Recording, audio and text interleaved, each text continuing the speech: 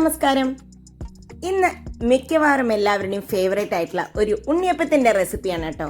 ഇതൊരു ഇൻസ്റ്റൻറ്റ് ഉണ്ണിയപ്പമാണ്.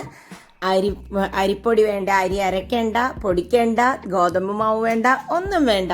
നമ്മുടെ സ്വന്തം റവ കൊണ്ട് ഉള്ള പെട്ടെന്ന് തന്നെ തയ്യാറാക്കാവുന്ന ഒരു ഉണ്ണിയപ്പമാണ്. അപ്പം ആ ഉണ്ണിയപ്പം തയ്യാറാക്കാനായിട്ട് 1 കപ്പ് റവയാണ് ഞാനിവിടെ എടുത്തിരിക്കുന്നത്. പിന്നെ ഒരു 1/2 കപ്പ് ശർക്കര, നിങ്ങൾക്ക് മധുരം കൂടുതൽ വേണമെങ്കിൽ കൂടുതൽ ഉപയോഗിക്കാം. പിന്നെ ഒരു 1/2 പീസ് ചിക്കിറ്റ ബനാന, അല്ല എങ്കിൽ പാളയംകോടൻ പഴം എടുക്കാം. നമുക്ക് ആദ്യം ഇതിനെ ഒരു ബ്ലെൻഡറിലേക്ക് ഇടാം. ഈ പഴത്തിനെ ഞാനിന്ന് പീസ് ചെയ്ത് ബ്ലെൻഡറിലേക്ക് ഇടുന്നുണ്ട്. ഇനി അതിലേക്ക് ഒരു 1/2 കപ്പ് റവയാണ് ഇടുന്നത്. ഫുൾ റവ ഇട്ട് കൊടുക്കുന്നില്ല കേട്ടോ.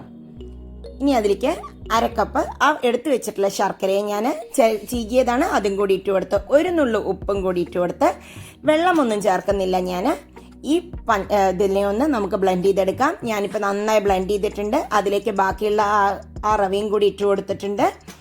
ഇതിലേക്ക് ആവശ്യമെങ്കിൽ കുറച്ച് വെള്ളം ഒഴിച്ചിട്ട് നമുക്ക് അരച്ചെടുക്കാം. ഒരുപാട് വെള്ളം പോലെ അരച്ചെടുക്കരുത്. ഇതൊരു കോഴ്സായിട്ടുള്ള പേസ്റ്റ് ആയിരിക്കണം.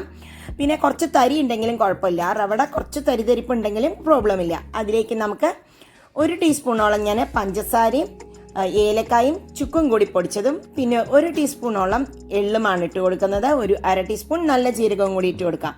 ഇനി ഇതിനെ നമുക്ക് നന്നായി ഒന്ന് മിക്സ് ചെയ്യണം. അതിലേക്ക് ഒരു 3 ടേബിൾ സ്പൂൺ തേങ്ങയും കൂടി ഇട്ട് കൊടുത്തിട്ടുണ്ട്. തേങ്ങയുടെ അളവൊക്കെ നിങ്ങൾക്ക് ഇഷ്ടത്തിന് കൂട്ടാട്ടോ. ഇനി ഇതിലേക്ക് 1 ടീസ്പൂൺ നെയ്യും കൂടി ഇട്ട് കൊടുത്ത് നന്നായി ഒന്ന് മിക്സ് ചെയ്യാം. ഞാൻ ഒരുപാട് വെള്ളം ഒഴിക്കാതെയാണ് കുഴച്ചിരിക്കുന്നത് ആദ്യം. കാരണം വെള്ളം ഒരുപാട് ഒഴിച്ചു കഴിഞ്ഞാൽ നമുക്ക് പിന്നെ കൺസിസ്റ്റൻസി അത് റെഡിയാക്കി എടുക്കാൻ ബുദ്ധിമുട്ടാവും എന്നുള്ളതുകൊണ്ട് കുറച്ചായിട്ട് വെള്ളം ഒഴിച്ച് ഞാൻ ഇതിന് ഒരു സാധാരണ അരിപ്പൊടി കൊണ്ടുണ്ടാക്കുന്ന അതിൻ്റെ അത്ര ടൈറ്റ് ലൂസ് ആവരുത്.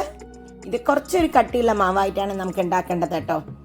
ഇത് ഏകദേശം നന്നായി ലൂസ് ആവുന്നുണ്ട്. പിന്നെ ഈ റവ ആയതുകൊണ്ട് തന്നെ നമ്മളിതെല്ലാം മിക്സ് ചെയ്തിട്ട് ഒരു 10 മിനിറ്റ് നേരം നമുക്കൊന്ന് വെച്ച് നോക്കണം. ഇപ്പം ഞാൻ ഏകദേശം വെള്ളമൊക്കെ റെഡിയാക്കിയിട്ടാണ് വെക്കുന്നത്. ഇതൊരു 10 മിനിറ്റ് റെസ്റ്റ് ചെയ്യാൻ വെക്കാം. ഒരു 10 മിനിറ്റ് കഴിഞ്ഞിട്ടുണ്ട്. ഇനി ഇതിലേക്ക് ഞാൻ ഒരു 1/8 ടീസ്പൂണോളം 1 പിഞ്ച് ബേക്കിംഗ് സോഡ ഇടുന്നത്. കുറച്ചേ ഇടുന്നുള്ളൂ ബേക്കിംഗ് സോഡ. നോക്കുമ്പോൾ കട്ടിയായിരുന്നു കുറച്ചും കൂടി മാവ്. റവ ആയതുകൊണ്ട് തന്നെ ഇരുന്ന് കുറച്ച് കട്ടിയാവും. അപ്പോൾ അത് കട്ടിയായിരുന്നു. ഞാൻ കുറച്ചും കൂടി വെള്ളം ഒഴിച്ച് അത് കണ്ടോ ഈ കൺസിസ്റ്റൻസിയിലേക്ക് മാവിനെ മാറ്റിയിട്ടുണ്ട്. കട്ടി കുറച്ചും കൂടി ലൂസ് ആവണം. ഇതായിരിക്കണം നമ്മുടെ കൺസിസ്റ്റൻസി. ഇനി നമുക്ക് ഉണ്ടാക്കിയെടുക്കാം.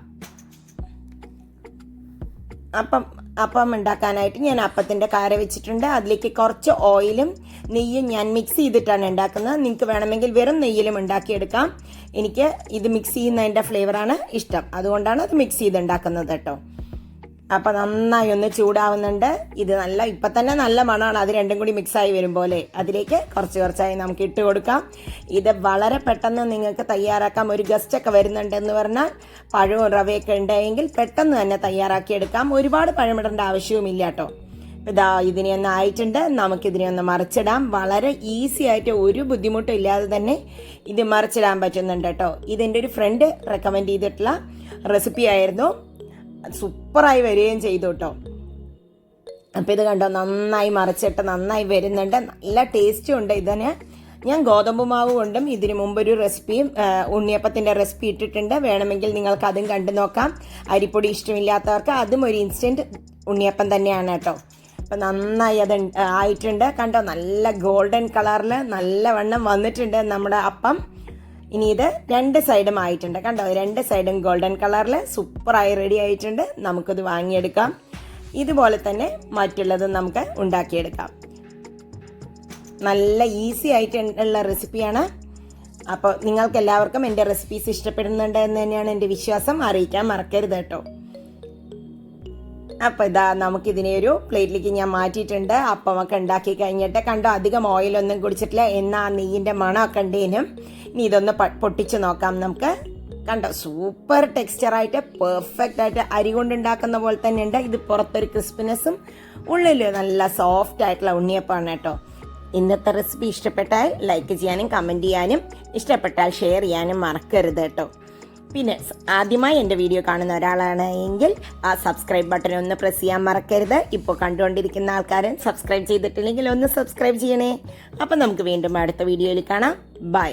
Thank you.